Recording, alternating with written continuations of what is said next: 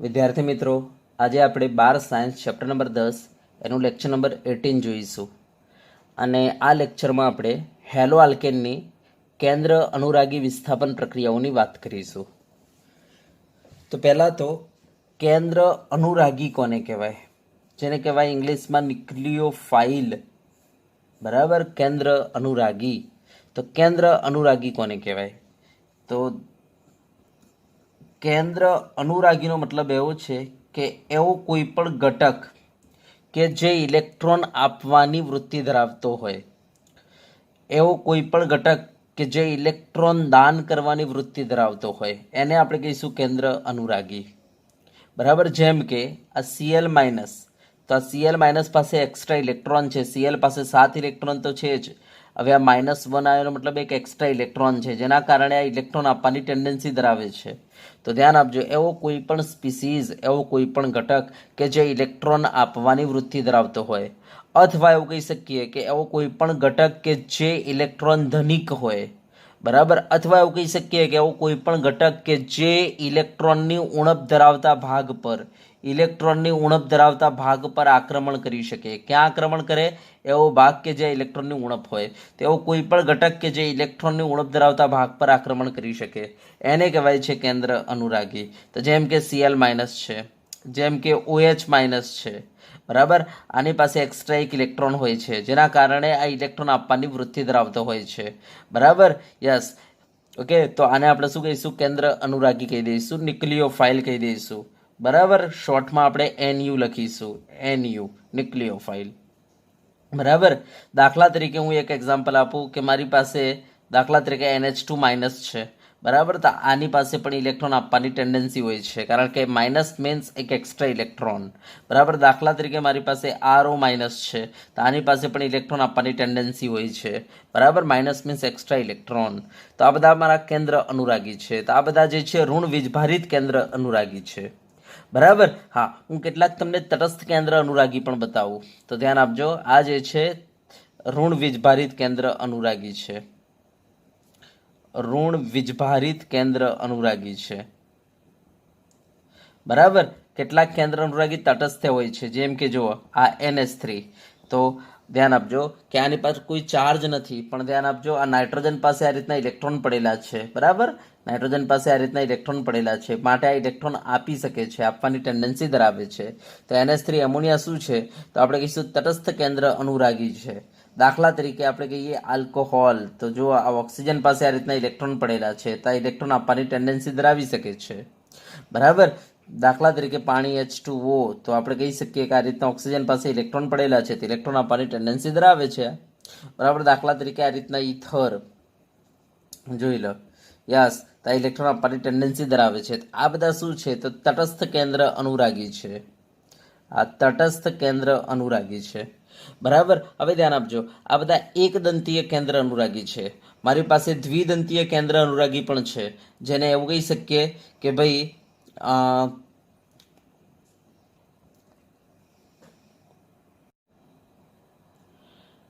આ જ રીતના દ્વિદંતીય કેન્દ્ર અનુરાગી પણ આવે કે જેની પાસે બે એવી સાઇટ હશે જ્યાંથી ઇલેક્ટ્રોન આપી શકે. જેમ કે ધ્યાન આપજો, દ્વિદંતીય કેન્દ્ર અનુરાગી.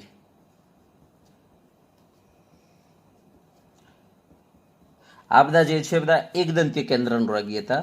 હવે દ્વિદંતીય કેન્દ્ર અનુરાગી, જેમ કે Cn માઇનસ, તો અહીંયાથી ઇલેક્ટ્રોન આપી શકે, અહીંયાથી ઇલેક્ટ્રોન આપી શકે. જો અહીંયા C થી આપશે તો RCN બનાવશે, N થી આપશે તો RNC બનાવશે. બરાબર, આને કહેવાય સાઇનો સંયોજન, આને કહેવાય આઇસોસાઇનો. તો આ જે છે દ્વિદંતીય કેન્દ્ર અનુરાગી છે. દાખલા તરીકે આ NO2 -1, તો નાઇટ્રોજનથી આપી શકે, ઓક્સિજનથી આપી શકે. જો નાઇટ્રોજનથી આપે તો RNO2 બને, અને ઓક્સિજનથી આપે તો RONO બને. આનો મતલબ આને કહેવાય નાઇટ્રો, આને કહેવાય નાઇટ્રાઇટો. બરાબર, નાઇટ્રાઇટો. તો કહેવાનો મતલબ એ છે કે તમે જોઈ શકો છો અહીંયા બે બાજુ એની સાઇડ છે કે જ્યાંથી ઇલેક્ટ્રોન આપી શકે. નાઇટ્રોજનથી દાન કરે તો નાઇટ્રો બની જાય, અને ઓક્સિજનથી દાન કરે તો નાઇટ્રાઇટો બની જાય. એ રીતે અહીંયા C થી જો ઇલેક્ટ્રોન પેર આપે, દાન કરે અને બંધ બનાવે તો આ સાઇનો બની જાય. અને જો નાઇટ્રોજનથી ઇલેક્ટ્રોન આપે, બરાબર, તો આ બની જશે તમારો આઇસોસાઇનો. બરાબર. યસ. તો આ જે છે તમારા દ્વિદંતીય કેન્દ્ર અનુરાગી છે. બરાબર. જ્યારે આ બધા એક દંતીય કેન્દ્ર અનુરાગી. તો ચલો કેન્દ્ર અનુરાગી કોને કહેવાય? તો આપણે કહીશું કે કોઈ પણ એવો ઘટક કે જે ઇલેક્ટ્રોન દાન કરવાની વૃત્તિ ધરાવતો હોય, અથવા એવો કોઈ પણ ઘટક કે જેની પાસે ઇલેક્ટ્રોન મીન્સ એ ધનિક હોય, અથવા એવું કહી શકીએ કે એવો કોઈ પણ ઘટક કે જે ઇલેક્ટ્રોન ઉણપ ધરાવતા ભાગ ઉપર આક્રમણ કરે, તો એને આપણે કહીશું કેન્દ્ર અનુરાગી. તો અહીંયા વ્યાખ્યા લખું છું. એવો ઘટક કે જે ઇલેક્ટ્રોન ઉણપ ધરાવતા ભાગ પર ઇલેક્ટ્રોન ઉણપ ધરાવતા ભાગ પર આક્રમણ કરે અથવા બરાબર એવો ઘટક કે જે ઇલેક્ટ્રોન આપવાની વૃત્તિ ધરાવતો હોય, એવો ઘટક કે જે ઇલેક્ટ્રોન આપવાની વૃત્તિ ધરાવતો હોય બરાબર, અથવા ઇલેક્ટ્રોન ધનિક ઘટકને બરાબર આપણે કહી શકીએ કેન્દ્ર અનુરાગી, ન્યુક્લિયોફાઇલ કહી શકીએ. ચલો ક્લિયર છે? યસ. તો કેન્દ્ર અનુરાગી કોને કહેવાય તમને ખબર પડી ગઈ. અને આ કેન્દ્ર અનુરાગી તમારા ઋણ વીજભારિત હોઈ શકે, તટસ્થ હોઈ શકે. બરાબર. અને કેટલા કહેવાય છે આપણી પાસે કે જેની પાસે બે એવી સાઇટ હોય છે જ્યાંથી તે ઇલેક્ટ્રોન આપવાની વૃત્તિ ધરાવતા હોય. યસ. આ બધા એવા છે જેની પાસે એક સાઇટ છે. બરાબર. મારી પાસે આ બે એવા એક્ઝામ્પલ છે જેને એમ્ફીડન્ટેડ કહેવાય. બરાબર. દ્વિદંતીય કેન્દ્ર અનુરાગી. ઇંગ્લિશમાં બોલવું હોય તો એમ્ફીડન્ટેડ. એમ્ફી એટલે બે, એમ્ફીડેન્ટેડ. બરાબર. યસ. કેન્દ્ર મીન્સ એમ્ફીડેન્ટેડ ન્યુક્લિયોફાઇલ કહી શકીએ. અને આ બધા મોનોડેન્ટેડ છે. ચલો ઓકે ડન. યસ. હા, હવે ધ્યાન આપજો. સબસ્ટિટ્યુશન રિએક્શનનો મતલબ શું? તો જ્યારે કેન્દ્ર અનુરાગી અંદર જશે અને અંદરમાંના કોઈ બીજા ભાગને બહાર કાઢી લેશે, ત્યારે જે થશે એને કહેવાય સબસ્ટિટ્યુશન થયું, વિસ્થાપન થયું. બરાબર. હા, પણ જનાર કોણ હશે? તમારો કેન્દ્ર અનુરાગી. અંદર આવનાર કોણ હશે? કેન્દ્ર અનુરાગી. અને એના દ્વારા જો સબસ્ટિટ્યુશન થતું હોય તો એવી પ્રક્રિયાને કહેવાય કેન્દ્ર અનુરાગી વિસ્થાપન પ્રક્રિયા. સમજ્યા ને? તો ચલો જો ધ્યાન આપજો, હું એક્ઝામ્પલ લઉં. બરાબર. કેન્દ્ર અનુરાગી વિસ્થાપન પ્રક્રિયા કોને કહેવાય? જેમ કે જુઓ, આપણી પાસે એક હેલો આલ્કેન છે. બરાબર. અહીંયા halogen means fluorine, chlorine, bromine, iodine, જેને હું એક્સ વડે દર્શાવી દઉં છું. હવે જો હું એને પ્રક્રિયા કરું છું ન્યુક્લિયોફાઇલ સાથે, એમ સમજો મેં ન્યુક્લિયોફાઇલ સાથે એને રિએક્શન કરી. હવે થશે શું? તો આ હેલોજન જે છે એ કાર્બન કરતાં વધુ વિદ્યુત ઋણ છે, જેના કારણે આ સહસંયોજક બંધમાંના ઇલેક્ટ્રોનને પોતે ખેંચીને લઈ જશે, જેના કારણે આ માઇનસ ડેલ્ટા બનશે અને કાર્બન શું બનશે? તમારો પ્લસ ડેલ્ટા. તો આ કાર્બન જે છે આંશિક રીતે ધનવીજભારિત બની ગયેલો છે. બરાબર. તો ત્યાં ઇલેક્ટ્રોનને શું છે? ઉણપ આવી જશે. ઓકે. હવે કેન્દ્ર અનુરાગીની ખાસિયત શું છે? તો કેન્દ્ર અનુરાગી એવા ભાગ ઉપર આક્રમણ કરશે કે જ્યાં ઇલેક્ટ્રોનની શું હશે? ઉણપ હશે. તો આ સીધો જ્યારે આપણે રિએક્શન કરીશું, સીધો આ કોના ઉપર આક્રમણ કરશે? આ કાર્બન ઉપર આક્રમણ કરશે. બરાબર. આ કાર્બન ઉપર આક્રમણ કરશે. ચલો, આ કાર્બન ઉપર આક્રમણ કરશે એટલે શું થશે? તો આ એક્સ માઇનસને હટાવશે અને પોતે જે છે ત્યાં જઈને બેસી જશે.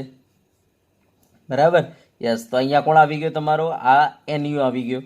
બરાબર. ત્યાંથી કોણ હટી ગયો? તમારો એક્સ માઇનસ હટી ગયો ત્યાંથી. બરાબર. જેને આપણે કહીશું લિવિંગ ગ્રુપ. આ એક્સ માઇનસને આપણે કહીશું લિવિંગ ગ્રુપ, કારણ કે ત્યાંથી નીકળતો જે ભાગ હોય ને, નીકળતો જે ઘટક હોય, નીકળતો જે સમૂહ હોય એને કહેવાય છે લિવિંગ ગ્રુપ અથવા અવશિષ્ટ સમૂહ. અવશિષ્ટ સમૂહ કહેવાય છે. બરાબર. યસ. તો ધ્યાન આપજો કે જ્યારે આપણે હેલો આલ્કેનને કેન્દ્ર અનુરાગી સાથે પ્રક્રિયા કરીએ છીએ ત્યારે કેન્દ્ર અનુરાગી અંદર જાય અને અવશિષ્ટ સમૂહ બહાર આવી જાય, એની જગ્યાએ જો કેન્દ્ર અનુરાગી જઈને ગોઠવાઈ જાય અને જો આ પ્રક્રિયા થતી હોય તો આ પ્રક્રિયાને કહેવાય છે કેન્દ્ર અનુરાગી વિસ્થાપન પ્રક્રિયા. ચલો ક્લિયર થઈ ગયું?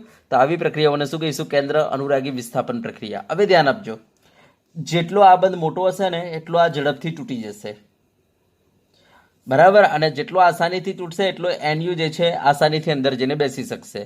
તો ધ્યાન આપજો કે આ પ્રક્રિયા જે છે, હું જ્યારે આ ફ્લોરાઇડ સંયોજનો સાથે કરું, ક્લોરાઇડ સંયોજનો સાથે કરું, બ્રોમાઇડ સંયોજનો અને આયોડાઇડ સંયોજનો સાથે કરું, તો આયોડાઇડ સંયોજનો સાથે આ પ્રક્રિયા ઝડપથી થશે. કારણ કે આપણને ખબર છે CF કરતાં CCl બંધ મોટો, એના કરતાં CBr બંધ મોટો, એના કરતાં CI બંધ મોટો. અને જેમ બંધ મોટો થતો જાય એટલો આસાનીથી બ્રેક થાય, અને જેટલો આસાનીથી બ્રેક થશે એટલો NU જે છે તે આવીને બેસી જશે આસાનીથી. તો ધ્યાન આપજો, આ પ્રક્રિયા ફ્લોરાઇડ કરતાં ક્લોરાઇડમાં ઝડપથી, એના કરતાં બ્રોમાઇડમાં ઓર ઝડપથી, એના કરતાં આયોડાઇડમાં ઓર ઝડપથી થાય છે.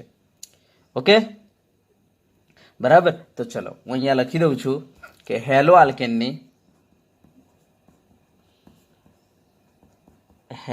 આલ્કેનની કેન્દ્ર અનુરાગી સાથે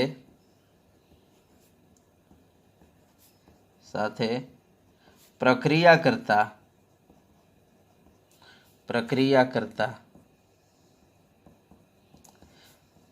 કેન્દ્ર અનુરાગી હેલો આલ્કેનના, બરાબર, કેન્દ્ર અનુરાગી આ હેલો આલ્કેનના ધન વીજભારિત કાર્બન ઉપર, હેલો આલ્કેનના ધન વીજભારિત કાર્બન પર આક્રમણ કરે છે અને X માઇનસ આયન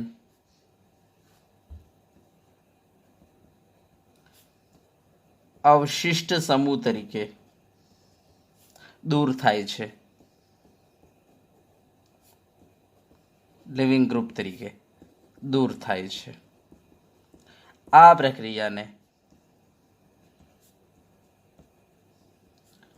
પ્રક્રિયાને કેન્દ્ર અનુરાગી વિસ્થાપન, એનો મતલબ SN આ રીતના પગમાં લખવાનો, પણ કેપિટલ હો ને, SN સબસ્ટિટ્યુશન ન્યુક્લિયોફિલિક, બરાબર. તો SN પ્રક્રિયા કહે છે. ચલો, બરાબર, યસ. બીજી વસ્તુ, આ પ્રક્રિયા ના વેગનો ક્રમ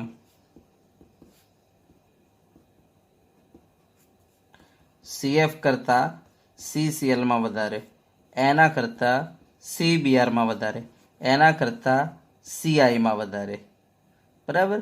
કારણ કે તમને ખબર છે કે ભાઈ ફ્લોરિન કરતાં ક્લોરિન મોટો, એના કરતાં બ્રોમિન મોટો, એના કરતાં આયોડિન મોટો. અને જેમ કદ વધતું જાય એમ બંધ મોટો થતો જાય, અને જેમ બંધ મોટો થતો જાય એમ આસાનીથી બ્રેક થઈ જશે. આસાનીથી બ્રેક થશે તો પેલો ન્યુક્લિયોફાઇલ આવીને બેસી જશે, બરાબર. માટે આપણે કહી શકીએ આ પ્રક્રિયાના વેગનો ક્રમ શું છે? CF કરતાં CCl ઝડપથી એની સાથે, એના કરતાં CBr સાથે ઝડપથી, એની કરતાં CI સાથે આ પ્રક્રિયા ઝડપથી થાય છે. ઓકે, હવે ધ્યાન આપજો, જો હું અહીંયા પ્રાઇમરી હેલો આલ્કેન લઈને જો આ પ્રક્રિયા કરું ને, પ્રાઇમરી હેલો આલ્કેન લઈને, તો એ SN2 ક્રિયાવિધિ પ્રમાણે થાય છે. અને જો ટર્સરી હેલો આલ્કેન લઈને પ્રક્રિયા કરીશ ને તો SN1 ક્રિયાવિધિ પ્રમાણે થાય છે. તો ધ્યાન આપજો, જો પ્રાઇમરી હેલો આલ્કેન લઈને આ પ્રક્રિયા કરવામાં આવે તો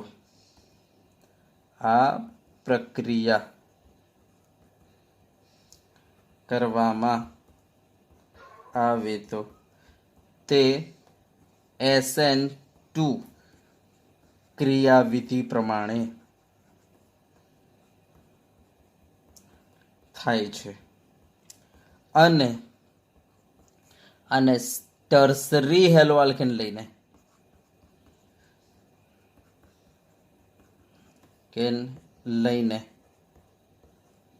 પ્રક્રિયા કરવામાં આવે તો તે SN1, 1 નો મતલબ છે પ્રથમ ક્રમ અને 2 નો મતલબ છે દ્વિતીય ક્રમ. તો SN1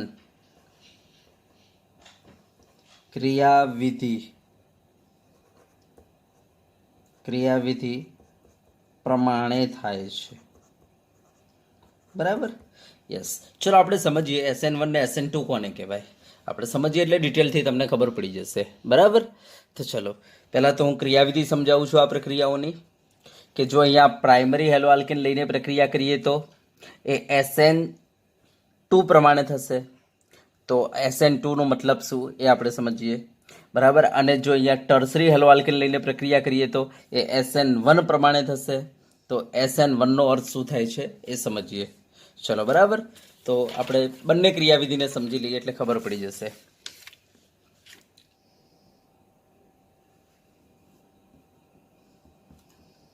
તો ચલો ક્રિયાવિધિ. હવે ધ્યાન આપજો, આપણે સાદા આલ્કાઇલ હેલાઇડ અને જટિલ આલ્કાઇલ હેલાઇડ બંને આલ્કાઇલ હેલાઇડ લઈને આપણે એમની ક્રિયાવિધિ તમને સમજાવીશું, બરાબર. હા, અને ક્રિયાવિધિના આધારે તમારે નક્કી કરવાનું છે કે એ પ્રથમ ક્રમની પ્રક્રિયા છે કે દ્વિતીય ક્રમની. જો પ્રથમ ક્રમની હશે તો આપણે એને SN1 નામ આપી દઈશું, અને દ્વિતીય ક્રમની પ્રક્રિયા હશે તો આપણે એને SN2 નામ આપી દઈશું. તો ચલો પહેલા હું સાદા આલ્કાઇલ હેલાઇડ લઈને કામ કરું છું. દાખલા તરીકે મેં આ મિથાઇલ ક્લોરાઇડ લીધું છે, એમ સમજો. મિથાઇલ ક્લોરાઇડમાં 2 H જે છે સમતલમાં છે, એમ સમજો. આ બીજો જે H છે સમતલની બહાર છે, એમ સમજો, બરાબર. યસ, મીન્સ સમતલની પાછળ છે, એમ સમજો. અને એની ઉપર લાગેલો આ જે Cl જે છે એ સમતલની ઉપર છે, એવું સમજો,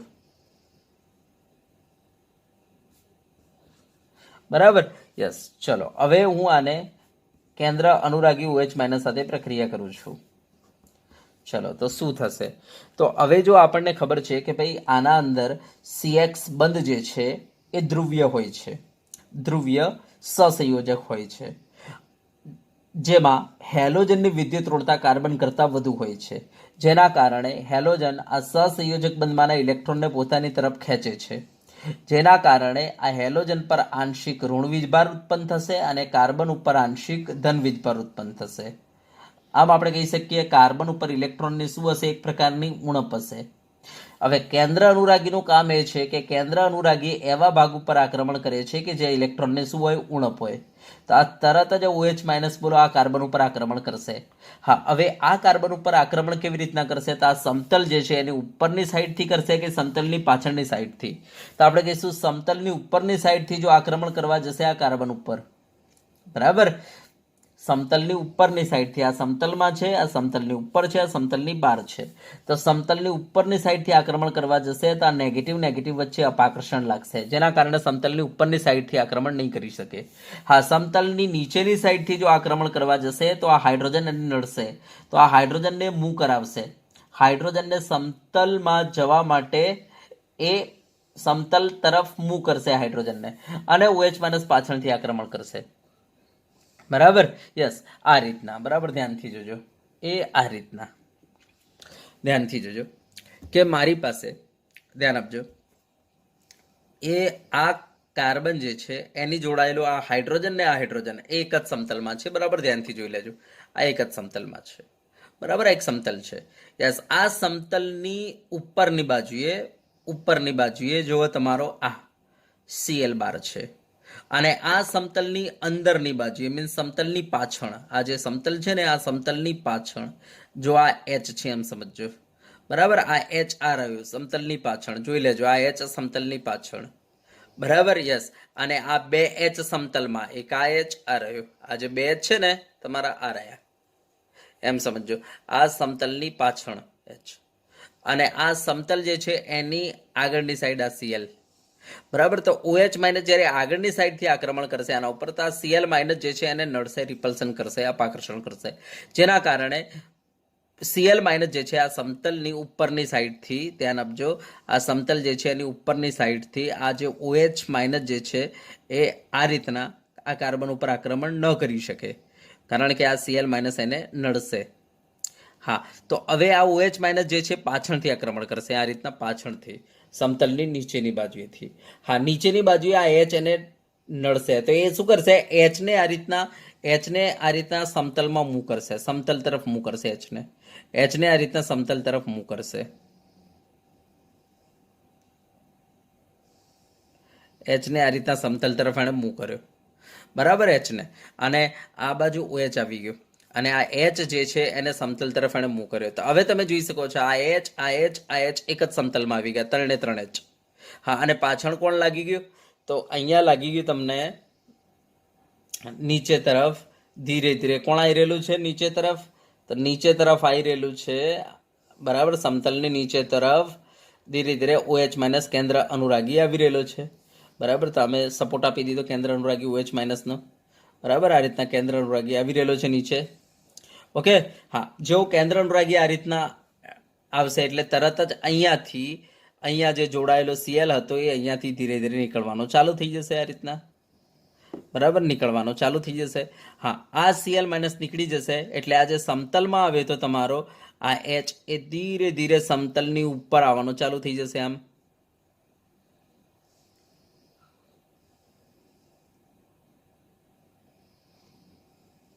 આ રીતના, યસ, આ રીતના. તો આ H પહેલા અહીંયા હતો, બરાબર, સમતલમાં આવ્યો, અને સમતલમાંથી પછી સમતલની ઉપર આવી ગયો. તો આ H જે છે પહેલા સમતલની પાછળ હતો, બરાબર. જેવો અહીંયા OH આવ્યો એટલે એ સમતલમાં આવી ગયો, અને પછી સમતલમાંથી પછી આ બાજુ આવી ગયો, સમતલની ઉપર. એનો મતલબ પહેલા આ રીતના છત્રી હતી, પછી કેવી બની ગઈ? આ રીતના સમતલીય બની ગઈ, અને પછી આ રીતના કાગળો બની ગઈ, બરાબર. તો કંઈક આવું થઈ જશે. આમ આપણે કહી શકીએ વિન્યાસનું ઇન્વર્જન થશે. તો ધ્યાન આપજો કે OH માઇનસ જે છે જેવું પાછળથી આક્રમણ કરશે એટલે આ H જે છે એને મૂવ કરશે સમતલ તરફ, જેના કારણે શું થઈ જશે? તો આપણા કેટલા H? ત્રણે ત્રણ H ક્યાં આવી ગયા? તમારા સમતલમાં આવી ગયા. આ H સમતલ તરફ મૂવ થયો, આ તો સમતલમાં છે, આ સમતલમાં છે. ઓકે, અને પાછળ કોણ આવ્યો? પેલો OH આવ્યો, આ રીતના. યસ, તો અહીંયા ધીરે ધીરે Cl નીકળવાનો ચાલુ થઈ ગયો. સમજ્યા વાત ને? યસ. પછી આગળ ધ્યાન આપજો, આ જે અવસ્થા બની એને કહીશું આપણે સંક્રાંતિ અવસ્થા. એકચ્યુઅલી આ તો ખાલી આપણે અઝ્યુમ કરેલું છે, આવું હકીકતમાં પોસિબલ નથી, બરાબર, ખાલી અઝ્યુમ કર્યું છે, બરાબર. યસ, તો અહીંયાથી ધીરે ધીરે OH માઇનસ આવી રહેલો છે, ઓકે, અને Cl અહીંયાથી નીકળી રહેલો છે. યસ, એ વખતે આ H, બરાબર, જે સમતલની નીચે હતો એ મૂવ થઈને ક્યાં આવી ગયો? સમતલમાં, કારણ કે નીચે તો કોણ આવ્યો? OH આવ્યો. તો આ H મૂવ થઈને સમતલમાં આવી ગયો. તો આ 1, 2 ને 3 સમતલમાં આવી ગયા H આપણા, બરાબર. નીચે આવી ગયો OH, અને હવે આ જે સમતલની ઉપરથી જે Cl નીકળી રહેલો છે આ રીતના નીકળી રહેલો છે. ચલો, બરાબર. હા, હવે જેવું OH આ રીતના લાગી જશે, એક્ઝેક્ટલી આ નજીક આવી જશે એટલે આ કમ્પ્લીટલી Cl નીકળી જશે, અને તમારો આ H જે મૂવ થઈને પાછો સમતલની બહાર આવી જશે, મીન્સ સમતલની ઉપર સાઈડ આવી જશે. તો આ કાર્બન, આ H જે સમતલમાં હતા એ, આ તમને લાગી ગયો OH એક્ઝેક્ટલી નીચેથી નીચે તરફ આ રીતના OH જોડી ગયો, બરાબર. આ રીતના OH જોડી ગયો, યસ, OH જોડી ગયો. યસ, તો આ H જે છે સમતલની ઉપર આવી ગયો, આ રીતના.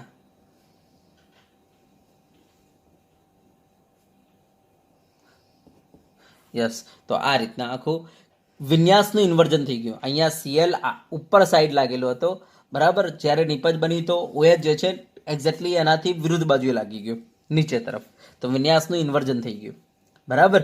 તો આ રીતના પ્રક્રિયા થાય છે. કયા કેસમાં? જો તમારા સાદા આલ્કાઇલ હેલાઇડ હશે તો તમે જોઈ શકો છો આ પ્રક્રિયા એક તબક્કામાં થાય છે, કારણ કે આ તો તમારો સંક્રાંતિ અવસ્થા બની છે. સીધો OH માઇનસ પાછળથી આના કાર્બન ઉપર આવીને અટેક કરે છે, ટકરાય છે પાછળથી, અને આ નિપજ બની જાય છે, બરાબર. તો આ તો એક જ તબક્કામાં થાય છે, કોઈ આને બે તબક્કા નાખે. આ તો સંક્રાંતિ અવસ્થા છે, બીજું કંઈ નથી, બરાબર. સીધું OH માઇનસ પાછળથી આવ્યો અને ટકરાયો અને બની ગયા નિપજ. તો આ એક તબક્કામાં થાય છે, પહેલી તો વાત એ. બીજું, આમાં વિન્યાસનું તમે જોઈ શકો છો, વિન્યાસનું ઇન્વર્જન થયું છે. Cl ઉપર લાગેલો હતો જ્યારે OH એની પાછળ ગયો છે. તો જો આ R હશે તો આ બની જશે તમારે S, જો આ S હશે તો આ તમારો બની જશે R. એનો મતલબ આ લીવું હશે તો આ બની જશે ડેક્સ્ટ્રો. એનો મતલબ અહીંયા શું થયેલું છે? વિન્યાસનું ઇન્વર્જન થાય છે, જેને વાલ્ડન ઇન્વર્જન કહેવાય છે. વાલ્ડન ઇન્વર્જન, બરાબર. યસ. ત્રીજો પોઈન્ટ તો ધ્યાન આપજો કે અહીંયા તમે જોઈ શકો છો આ પ્રક્રિયાનો જો મારે વેગ લખવો હોય તો તમે જોઈ શકો છો આની આણ્વિકતા જે છે એ આની એક ઘાત અને આની એક ઘાત, બરાબર. તો 1+1 એમ કરીને બે આણ્વિકતા બને. તો આનો જો મારે પ્રક્રિયાનો વેગ લખવો હોય તો વેગ ઇઝ ઇક્વલ ટુ આપણે શું લખી શકીએ? વેગ કોના સમપ્રમાણમાં રહેશે? તો પ્રક્રિયાર્થી જે છે એની એક ઘાતના સમપ્રમાણમાં અને જે કેન્દ્ર અનુરાગી જે છે એના એક ઘાતના સમપ્રમાણમાં રહેશે, બરાબર. યસ, એનો મતલબ કે આનો પ્રક્રિયા ક્રમ કયો બનશે? તો પ્રક્રિયા ક્રમ બનશે 1+1 એમ કરીને 2, બરાબર. તો આ દ્વિતીય ક્રમની પ્રક્રિયા છે, માટે જ આને આપણે શું કહીશું? બોલો, માટે જ આને કયા નામથી ઓળખીશું? SN2. તો ધ્યાન આપજો, આપણને કે SN2 સમજાવો તો આપણે આ પ્રક્રિયા આ રીતના લખીને સમજાવીશું. આ પ્રક્રિયા લખીશું અને આ રીતના નીચે લખાણ લખીશું. તો આ દ્વિતીય ક્રમની પ્રક્રિયા છે, કારણ કે તમે જોઈ શકો છો આ પ્રક્રિયાનો વેગ જે છે આની સાંદ્રતાના અને આની સાંદ્રતાના સમપ્રમાણમાં છે, બરાબર. અને બંનેની આણ્વિકતા એક એક છે, પાછી બંનેના તત્વ એકમિતિ ગુણાંક એક એક છે. એનો મતલબ 1+1 એમ કરીને 2. તો આ પ્રક્રિયા જે છે દ્વિતીય ક્રમની પ્રક્રિયા છે, બરાબર. યસ, હા. અને હવે ધ્યાન આપજો, બીજી વસ્તુ હું તમને કહી દઉં કે તમે જોઈ શકો છો કે અહીંયા OH- જે છે એને તમે જોઈ શકો છો આક્રમણ કરવું પડે છે. માટે ધ્યાન આપજો, આના અંદર પ્રબળ કેન્દ્ર અનુરાગીની જરૂર પડે છે. પ્રબળ કેન્દ્ર અનુરાગી માં અનુકૂળ છે આ પ્રક્રિયા. યસ, બરાબર. પ્રબળ કેન્દ્ર અનુરાગીમાં અનુકૂળ છે. અને બીજી વસ્તુ હું તમને કહી દઉં કે આનું જે કાર્બોકેટાયન બનશે, બરાબર, એક તમારો આવો બનશે, આવો કાર્બોકેટાયન બની જશે, બરાબર, જે અસ્થાયી છે. માટે આ કોઈ દિવસ કાર્બોકેટાયન બનાવે નહીં. ધ્યાન આપજો, આનો કાર્બોકેટાયન અસ્થાયી છે, માટે આ કોઈ દિવસ કાર્બોકેટાયન બનાવે નહીં. જો ખરેખર કાર્બોકેટાયન બની જશે ને, બરાબર, કોઈ તમે એવો એલ્કાઇલ હેલાઇડ લો કે જે કાર્બોકેટાયન બનાવી દેતો હોય, તો પછી એનો માર્ગ આ રહેશે નહીં. એ પછી OH- પછી આ કાર્બન ઉપર આક્રમણ કરશે, એની ક્રિયાવિધિ બીજા માર્ગે જતી રહેશે, બરાબર, જે હમણાં હું તમને ભણાવીશ સેશન 1માં. તો ધ્યાન આપજો કે જો આ આલ્કાઇલ હેલાઇડ જો કાર્બોકેટાયન બનાવી દેતો હોય તો પછી એની ક્રિયાવિધિનો માર્ગ આ નહીં રહે, બરાબર. તો એ SN2 પ્રક્રિયા નહીં થાય, એ SN1 થઈ જશે. તો ધ્યાન આપજો કે આ માર્ગે કઈ પ્રક્રિયાઓ જાય? તો એવો આલ્કાઇલ હેલાઇડ કે જેનો કાર્બોકેટાયન કેવો હોય? અસ્થાયી હોય. એવો આલ્કાઇલ હેલાઇડ કે જે કાર્બોકેટાયન ન બનાવી શકતો હોય, એ જ આ માર્ગે જશે, બરાબર. યસ, તો આપણે અહીંયા લખી દઈએ કે એવા આલ્કાઇલ હેલાઇડ કે જેના કાર્બોકેટાયન અસ્થાયી છે, તે જ અસ્થાયી છે,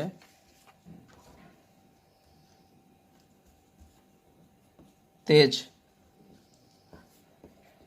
આ ક્રિયાવિધિ પ્રમાણે થાય. ચલો, બરાબર. યસ, હવે ધ્યાન આપજો, પ્રાઇમરી મીન્સ આ ક્લોરોમિથેન, બરાબર, પ્રાઇમરી, સેકન્ડરી, ટર્સરી. તમે આમ જશો ને તો શું થશે કે દાખલા તરીકે તમે ક્લોરોમિથેન લીધું તો ચલો ભાઈ એનો કાર્બોકેટાયન કેવો છે? અસ્થાયી છે, માટે તમને SN2 આપી દેશે.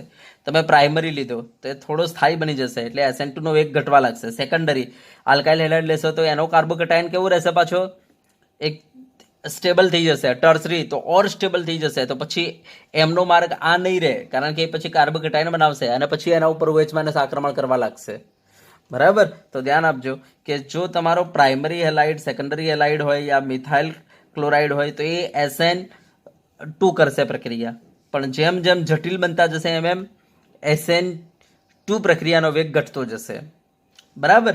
તો ધ્યાન આપજો. બરાબર. હા, નેક્સ્ટ વસ્તુ કે જો તમારો દ્રાવક ધ્રુવીય અપ્રોટિક હોય ને, બરાબર, જેમ કે એસિટોન, તો એમાં આ પ્રક્રિયા અનુકૂળ છે.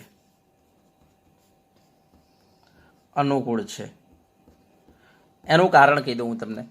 જો તમે અપ્રોટિક દ્રાવક ના લીધો અને જો પ્રોટિક લીધો ને તો તમારો કાર્બોકેટાયન સ્ટેબલ થઈ જશે, અને જો કાર્બોકેટાયન સ્ટેબલ બન્યો ને તો પછી અલગ માર્ક થઈ જશે એનો.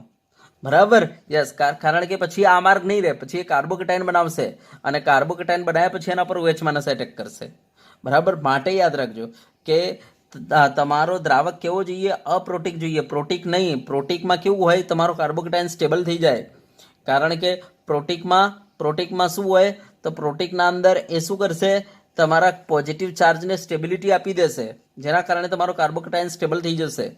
બરાબર ને? કાર્બોકેટાયન સ્ટેબલ બન્યો તો પછી આ માર્ક નહીં રહે, માર્ક ચેન્જ થઈ જશે. તો આ માર્ક ક્યારે થાય? જ્યારે અપ્રોટિક દ્રાવક હોય તો જ. બરાબર, યસ. એસિટોન જેવા અપ્રોટિક દ્રાવકમાં થશે. બરાબર, તો આ વસ્તુ ધ્યાન આપજો. ચલો, ક્લિયર છે?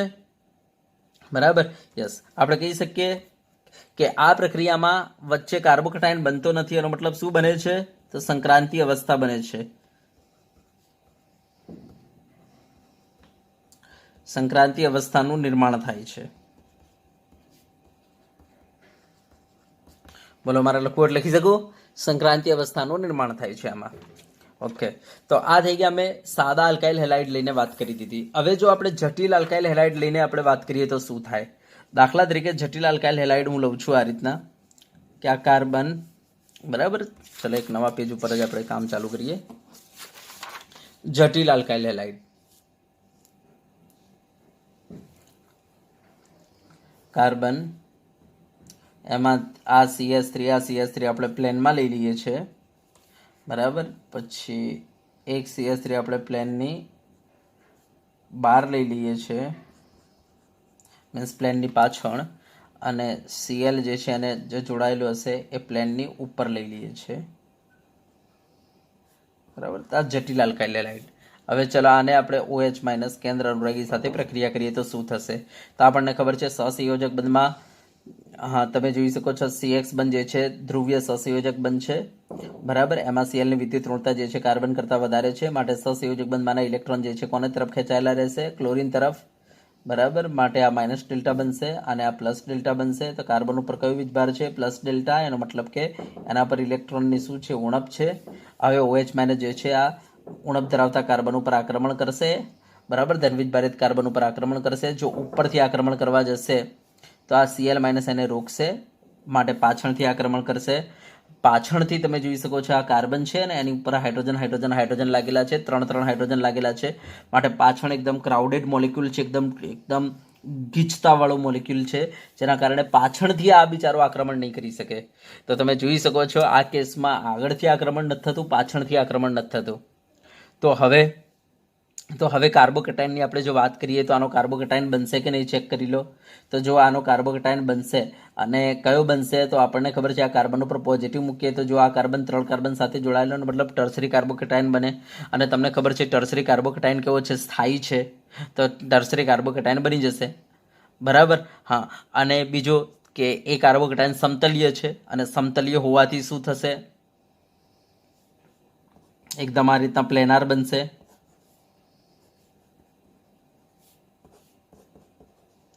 બરાબર, આ રીતના પ્લેનાર બનશે, સમતલીય કાર્બોકેટાયન બની ગયો. ઓકે, અને સમતલીય કાર્બોકેટાયનની એક ખાસિયત હોય છે કે એના ઉપર OH માઇનસ જે છે સમતલ હોવાને કારણે OH માઇનસ ઉપરથી આક્રમણ કરી શકે, નીચેથી આક્રમણ કરી શકે. બરાબર, યસ. તો આ જે છે તમારો સમતલીય બની ગયો કાર્બોકેટાયન, જેને કહેવાય. જુઓ, તમે જોઈ શકો છો આમાં કાર્બન કયું સંકલન ધરાવશે? sp2 હશે. આમાં કાર્બન તમારો sp3 છે. પણ આ કાર્બન sp2 છે, જેના કારણે સમતલીય બન્યું છે કાર્બોકેટાયન, જેના કારણે આના પર OH માઇનસ ઉપરથી આક્રમણ કરી શકે, નીચેથી આક્રમણ કરી શકે. હા, પહેલા OH માઇનસે આક્રમણ ના કર્યું. કેમ? કારણ કે પહેલા આબાથી આક્રમણ ઉપરથી કરવા જતો Cl માઇનસ નડતો હતો, પાછળથી કરવા જતો તો Cl3 જે છે એ નડતો હતો, કારણ કે ક્રાઉડેડ મોલિક્યુલ હતો એટલે. બરાબર. હા, તો હવે તો કાર્બોકેટાયન આપણે ચેક કર્યું, તો કાર્બોકેટાયન પછી શું થશે આનું? તો આનું શું થયું તમારું? તો વિયોજન થયું. બરાબર, વિયોજન થઈને કાર્બોકેટાયન બન્યો. બરાબર, યસ. અને કાર્બોકેટાયન બનવાનું જે સ્ટેપ હોય છે ને એ એકદમ સ્લો હોય છે. બરાબર. અને સાથે સાથે આપણે કહી શકીએ કે પ્રતિવર્તી હોય છે, સ્લો હોય છે અને પ્રતિવર્તી હોય છે. ચલો, કાર્બોકેટાયન બની ગયો. હવે આના ઉપર OH માઇનસ આક્રમણ કરશે, ઉપર અને નીચેની સાઈડથી. જો ઉપરની સાઈડથી આક્રમણ કરશે તો શું થશે? તો આ કાર્બન, બરાબર, આ CH3 પ્લેનમાં ઉપરની સાઈડથી આક્રમણ કર્યું, OH પાછળ આ CH3 રહી ગયો, આવું બને. અથવા આ કાર્બન, આ CH3 બરાબર, પાછળથી સપોઝ એને આક્રમણ કર્યું OH માઇનસે, આ OH છે, આ CH3, તો આવું બની જશે. એનો મતલબ કે જો આ આર, આ તમે જોઈ શકો છો એક્ઝેક્ટલી આ શું બન્યું છે, એકબીજાના મિરર ઇમેજ બન્યું છે. એનો મતલબ આ આર હોય તો આ એસ કહેવાય, આ એસ હોય તો આ આર કહેવાય. એનો મતલબ આ લીવો હશે તો આ ડેક્સ્ટ્રો બનશે. અને આ ઉપર નીચેની બાજુએથી જે આક્રમણ કરવાની પ્રોબેબિલિટી હોય છે 50-50% હોય છે. એનો મતલબ કે 50% તમારો લીવો બન્યો અને 50% ડેક્સ્ટ્રો બન્યો. એનો મતલબ એવો થયો કે અહીંયા રેસેમિક મિશ્રણ બને છે. અને તમે જોઈ શકો છો આ કેસમાં આ જે ક્રિયાવિધિ થઈ ને એ ક્રિયાવિધિ 2 સ્ટેપમાં થઈ છે. પહેલા કાર્બોકેટાયનનું નિર્માણ થાય છે અને પછી કાર્બોકેટાયન ઉપર OH માઇનસ એટેક કરે છે. કારણ કે ડાયરેક્ટલી એટેક નથી કરી શકતો, તો પહેલા કાર્બોકેટાયન બને છે. બરાબર, યસ.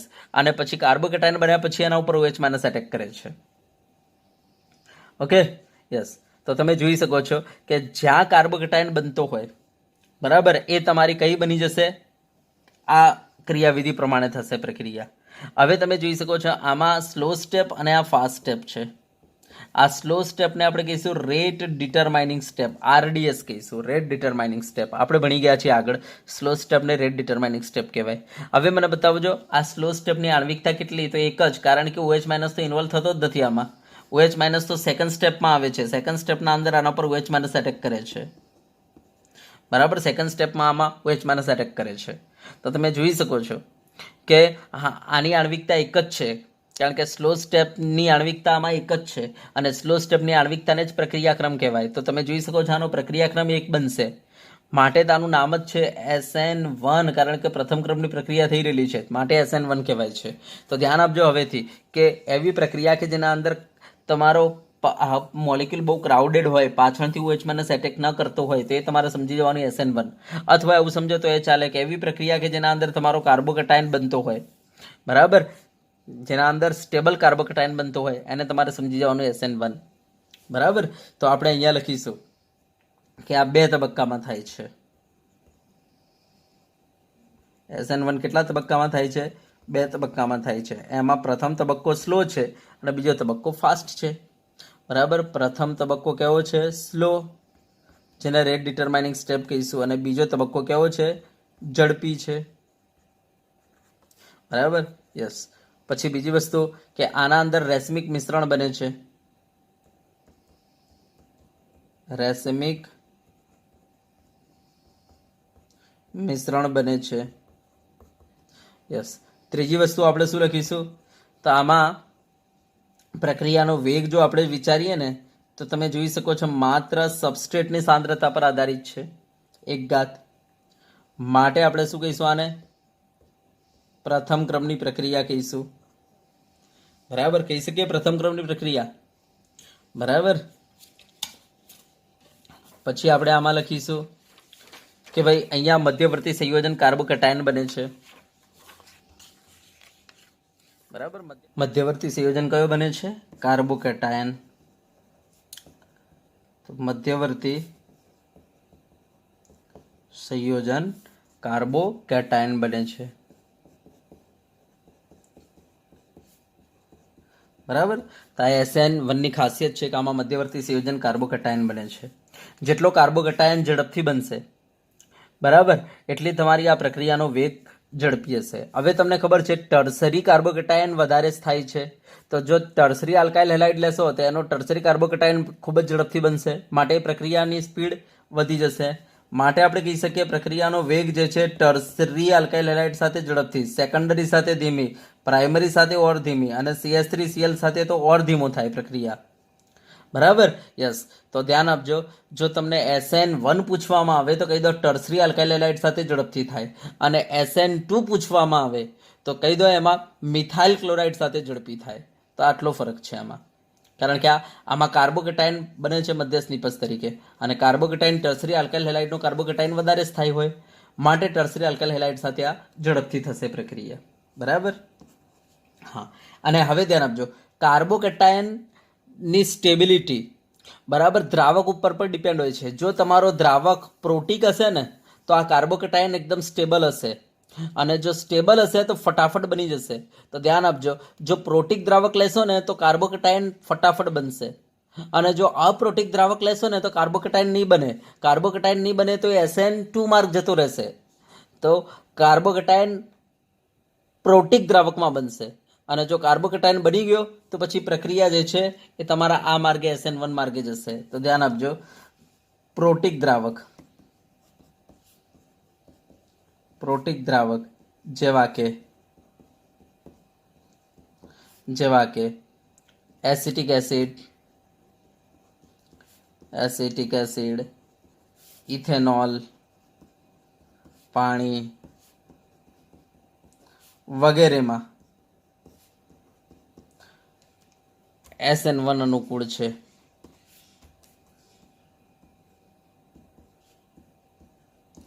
બરાબર. યસ, SN1 અનુકૂળ છે.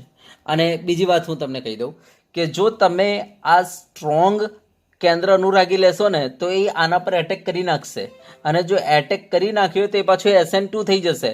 અને જો નિર્બળ લેશો તો એટેક નહીં કરે તો કાર્બોકેટાયન બનવાના ચાન્સીસ, અને કાર્બોકેટાયન બનશે તો તમારો કયો થઈ જશે SN1. તો ધ્યાન આપજો, નિર્બળ કેન્દ્ર અનુરાગી અનુકૂળ છે SN1 માટે. બરાબર. તો આમાં નિર્બળ કેન્દ્ર અનુરાગી અનુકૂળ છે. બરાબર. તો આ પ્રક્રિયામાં નિર્બળ કેન્દ્ર અનુરાગી અનુકૂળ છે. યસ. હા, અને લાસ્ટ પોઈન્ટ, બરાબર, ધ્યાન આપજો આને, કે આમાં મધ્યવર્તી સંયોજન તમારો કાર્બોકેટાયન બને છે, અને કાર્બોકેટાયનમાં રીઅરેન્જમેન્ટ થઈ શકે છે. બરાબર. આપણે માર્કોનિકો અને પ્રતિમાર્કોનિકો તમને જ્યારે ભણાવ્યું ત્યારે માર્કોનિકોના અંદર કાર્બોકેટાયન બનતો હતો, તો ત્યાં આપણે કર્યું હતું હાઇડ્રોજન શિફ્ટિંગ, ખબર છે ને, મિથાઇલ શિફ્ટિંગ, કાર્બોકેટાયનની સ્ટેબિલિટી વધારવા માટે. બરાબર. તો એવું શિફ્ટિંગ અહીંયા થઈ શકે છે, અને શિફ્ટિંગ થયા પછી OH- એના પર એટેક કરશે. બરાબર. તો કહેવાનો મતલબ કે અહીંયા પુનઃ ગોઠવણી થઈ શકે છે. બરાબર. તો આ પોઈન્ટ નોંધવા જેવો પોઈન્ટ છે. બરાબર. પુનઃ ગોઠવણી અહીંયા થઈ શકે છે. બરાબર. તો આ આપણું થઈ ગયું SN1 પ્રક્રિયા. ચલો, ક્લિયર?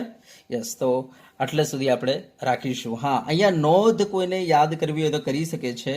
ધ્યાન આપજો કે SN2 અને SN1 ડિફરન્ટ મેન આ જ છે કે એવા સંયોજનો કે જે જટિલ હશે, બરાબર, એ તમને SN1 આપશે, અને એવા સંયોજનો કે જે સાદા હશે એ તમને SN2 આપશે.